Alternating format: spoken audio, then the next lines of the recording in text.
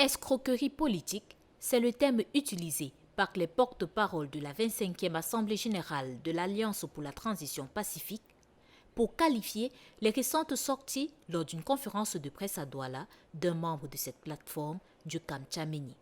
Ce dernier se place dans une position d'auto-exclusion. Il fallait que vous sachiez qu'il n'y a pas de porte-parole dans l'ATP. Il y a des réunions, il y a des présidents de séance, mais il n'y a pas de fonction de porte-parole. Que ce soit clair. Nous vous devrions cette information-là. D'autant plus que l'individu en question a choisi la place publique pour cette imposture que nous ne pouvions accepter.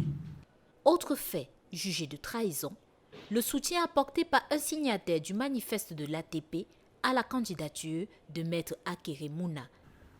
On n'a pas souhaité, on n'est pas à l'origine du comportement de certains débats que vous avez soulevés tout à l'heure.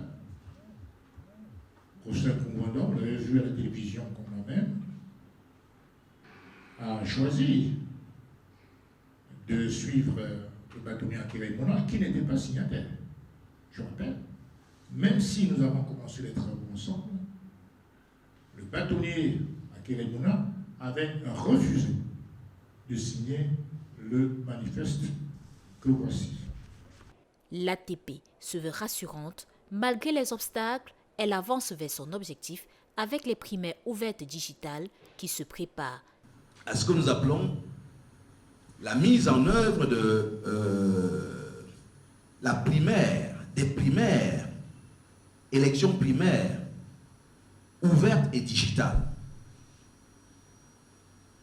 pour choisir le candidat qui représentera l'ATP à l'élection présidentielle au Cameroun. Ce 11 décembre 2024 à Yaoundé, un point de presse est organisé.